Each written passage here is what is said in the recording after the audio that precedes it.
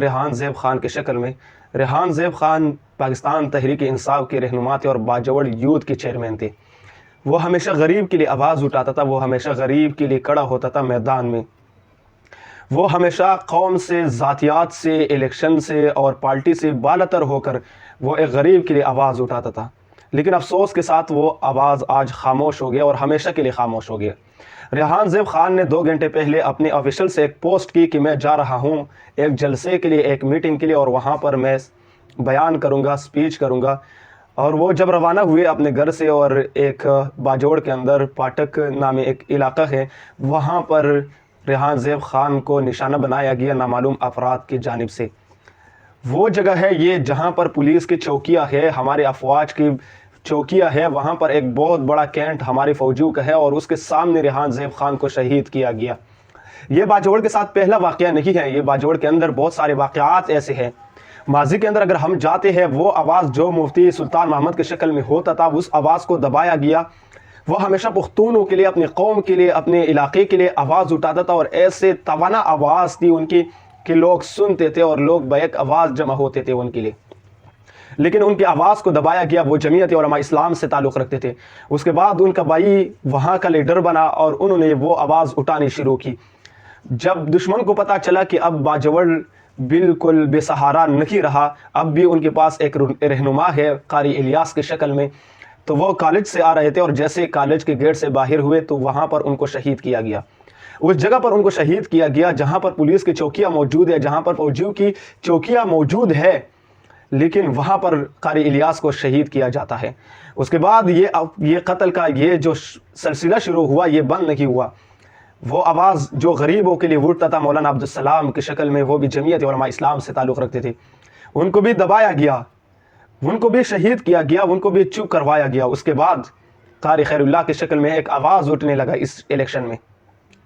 لوگ سمجھتے تھے کہ یہ اپنی قوم کے لیے، اپنے غیور پختونوں کے لیے یہ آواز اٹھائیں گے، لیکن ان کے اوپر ایک دھماکہ ہوا، اور دھماکے کی وجہ سے انہوں نے وہ سیٹ چھوڑ دی، الیکشن سے وہ باہر ہو گئے، اور انہوں نے استعفیٰ دیا کہ بھائی میں اس الیکشن میں حصہ نہیں لے سکتا، کیونکہ مجھے ذاتی جو خدشات ہے اس کی وجہ سے اگر میں الیکشن میں جاؤں گا تو شاید ہو سکتا ہے کہ میری آواز کو بھی دبایا جائے۔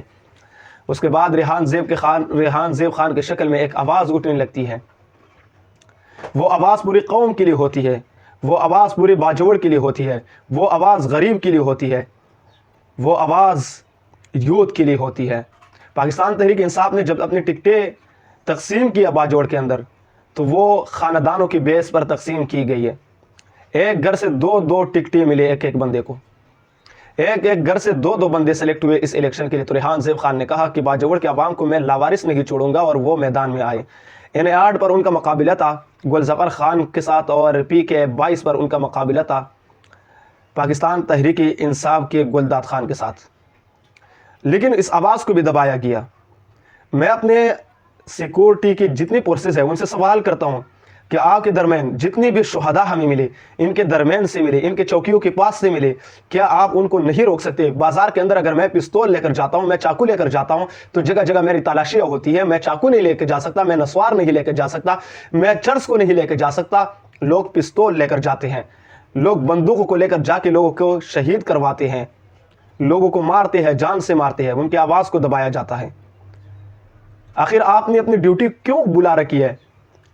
جو لوگ سیاست کرتے ہیں، جو سیاست کے میدان میں ہے، بعضوں کو آپ نے چپ کروایا، بعضوں کو آپ نے شہید کر دیا ہے، لیکن جن کا سیاست سے کوئی لینا دینا نہیں ہے، جن کا کام ہے صرف ملک کا دفاع کرنا، سیکورٹی دینا ملک کے لیے، اور لوگوں کو ریاست کی ذمہ داریوں کو پورا کرنا، جو لوگ اس چیز کے ذمہ دار ہیں وہ لوگ آج سیاست کے اندر ہے، سیاست کے میدان کے اندر ہمیں نظر آتے ہیں۔ چاہے وہ ہمارے فوجی حضرات ہو، وہ بھی سیاست کے میدان کے اندر ہمیں نظر آتے ہیں، چاہے وہ پولیس ہو، وہ سیاست کے لیے استعمال ہوتے ہیں، چاہے وہ کوئی اور ادارہ ہو، سارے سیاست کے لیے یہاں پہ استعمال ہوتے رہتے ہیں۔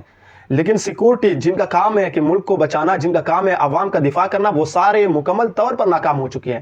وہ آج سیاست کے میدان میں ہے، وہ آج کسی کو جیل کے اندر ڈال رکھے ہیں، سیاسی بغض کے لیے، سیاسی انتقام کے لیے، کسی کو شہید کرواتے ہیں تو کسی کو جیل کے اندر ڈالتے ہیں، تو کسی کو کسی طرح نشانہ بنایا جاتا ہے، اور جو آواز قوم کے لیے اٹھتی ہیں، جو آواز باجوڑ کے لیے اٹھتی ہیں، جو آواز پاکستان کے لیے اٹھتی ہے، اس آواز کو دبایا جاتا ہے۔